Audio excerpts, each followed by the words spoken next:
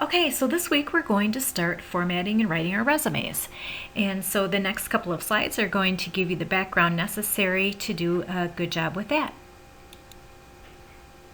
So first of all, when you submit a resume, the person receiving your resume may not spend much time at all looking at it and deciding if you are a good fit or not a good fit for a position.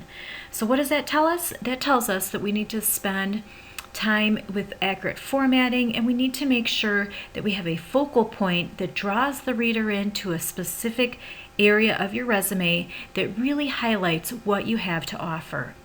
And so you just really have a few seconds to make sure that you are put into the must interview pile. A resume is not a legal document, so you can kind of pick and choose what you want on your resume, but it is very, very important to pay attention to details as far as formatting, having things be consistent, and not leaving things off that really should be on that resume. So the purpose of sending a resume is to get an interview.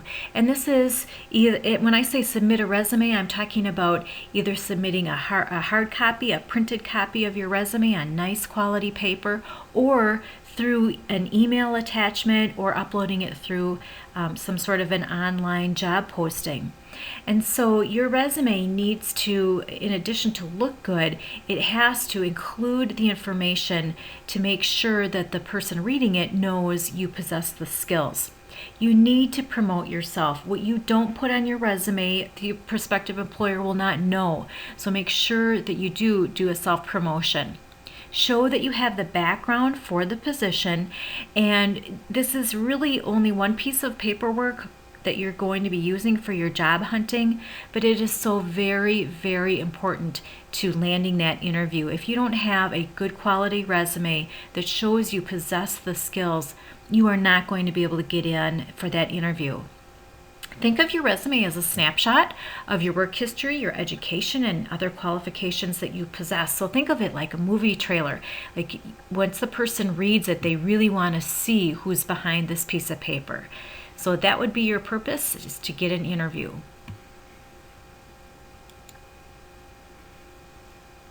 So some things to make sure when you're starting to format your resume, really looking at some details here, it is imperative that your resume is error-free. We're talking about grammar, punctuation, and spelling. There is no excuse for having any type of an error on your resume.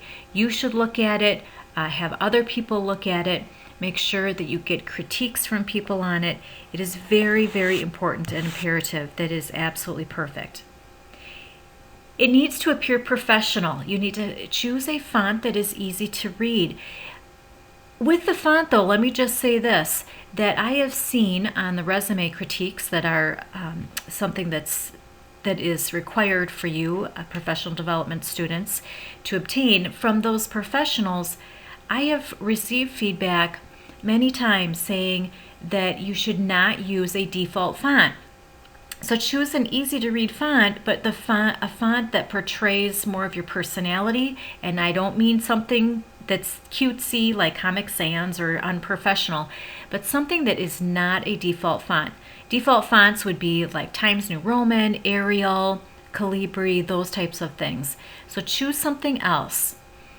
Boldface certain things to show emphasis. You might want to italicize certain things. And again, consistency is going to be very important.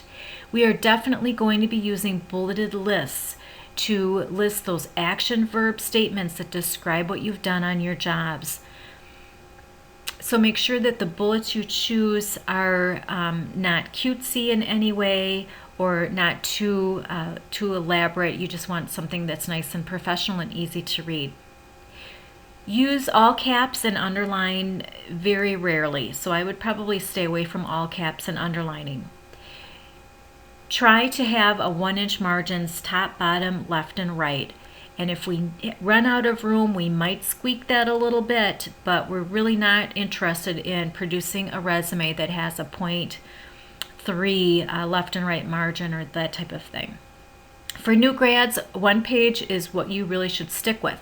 Now, there are some exceptions to that. So if you are re-entering the workforce after having extensive experience, if you've had extensive education, those would be 2 reasons that I would say a 2-page resume would be okay. But for most of you, 1 page is all that you're going to need and that all you really should be submitting. References are not attached to the resume. You do not make any sort of a statement saying that references are available upon request. That is an old-fashioned term. Get it off from your resume. It's obvious. We're going to use bond paper for the final draft in your portfolio. So what I mean by that is resume quality paper with either white, ivory, or some other soft hues, a gray or maybe a light blue. And then again, remember that the entire resume is very conservative and formal. So there's 2 types of main resumes we're going to be talking about. And the first type is the chronological resume, and that's the most common resume that people submit. This really is focused on dates, and it is focused on what have you done most recent, and then it works backwards in the areas of education and experience. So your work history is primarily focused with a flow of dates. So it really highlights how long you've been at certain jobs and what you've done at each specific job in particular. For you new grads, though, education should be your primary focus. So we're going to make sure that your education really shows in that resume. Work experience and education are listed in chronological order with the most recent first. So what you've been doing now, currently, and then working backwards. Like I said before, your resume is not a legal document like that application form was. So you can leave off some maybe older work experiences. You do not have to go back to all of the work experiences that you've ever had. So keep that in mind when you're formulating your resume. The next type of resume is a functional resume. And functional resumes are really skills-based resumes. And probably the best way for you to understand a functional is to look at the examples that I've provided in Blackboard. We see more and more people are going to functional resumes now that there's a lot of very, very highly skilled people out in the workforce without a job. So with the retraining and the layoffs that people have had over the past several years, we've seen a need to go to more of a skills-based type of a resume. So this type of resume kind of lumps your skills into categories, and it's not really focused on what did you do in each specific position, but what have you done overall in your past work experiences. There still is a listing of where you've worked and the dates. However, because the focus isn't on the dates, it can be good in downplaying some gaps you've had in employment, or maybe employment that didn't last very long. So if you're kind of worried about that, you might really want to be looking at the functional type of resume. Another reason you would maybe want to use a functional resume rather than a chronological is if you've done maybe some very different things in different positions. And that might be a good way to show certain areas of skills that you possess. So let's take a look at the resume from top to bottom and how you're going to actually start writing this. So every resume starts with a heading. And the heading is very important because we're going to have what you might even think of as like a designed set. So your resume, your letter of application, the reference sheet, your thank you letter, it's all going to have the same heading on it. So the same font style, the same way that you decide to lay it out on your resume is going to filter through with the other documents. This is important so that the person receiving your documents remembers you. It's a memorable type of a layout and design, and the more that you can put your name out to a prospective employer and have that person remember you, the better it's going to be for you, especially if you've made a very professional first impression, as we always try to do. So the heading is important.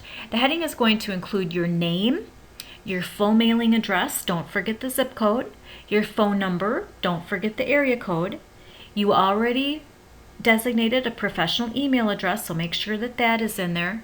And again, all of that, your documents are going to include the same headings.